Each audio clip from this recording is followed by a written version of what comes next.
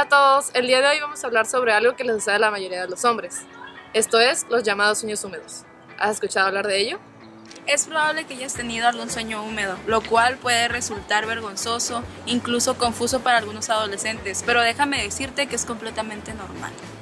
Durante algún tiempo se creyó que los sueños húmedos solo sucedían en los hombres. Sin embargo, algunos estudios recientes demuestran que en ambos sexos sucede algo parecido. En este caso hablaremos sobre los varones. Usualmente los sueños húmedos suceden mientras duermen. Va acompañado de imágenes sexuales. Algunos jóvenes se dan cuenta durante el sueño y otros hasta el día siguiente al despertar. Este nombre tiene sentido porque los sueños húmedos consisten en la liberación de semen, el líquido que contiene los espermatozoides, por el pene durante una eyaculación mientras el joven está dormido. Acompáñanos a conocer las experiencias de personas que han pasado por esto.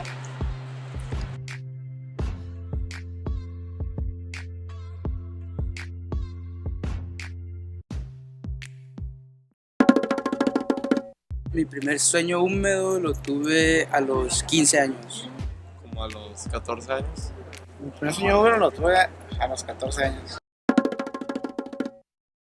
Pues me asusté al principio porque nunca había sucedido y lo primero que se hace pues supongo que es limpiarse. Digamos como que primero fue una circunstancia que dije yo, qué raro, ¿no? Y pues desde ahí fue cuando empecé así como que a buscar novia.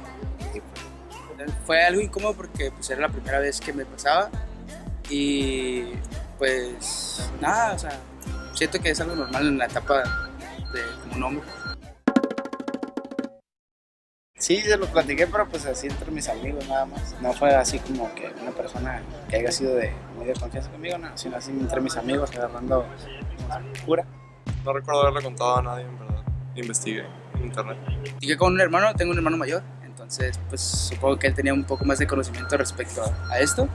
Y pues ya me dijo cómo estaba hecho, o sea, no fue algo muy impresionante, pero sí me dio el conocimiento. O sea, ya comprendí por qué pasaba y todo. Los sueños húmedos comienzan en la pubertad, cuando el cuerpo comienza a producir más testosterona. La testosterona es la hormona sexual más importante para el hombre, la cual es la encargada del crecimiento del vello facial, corporal y púbico, al igual del crecimiento de los músculos y la voz grave.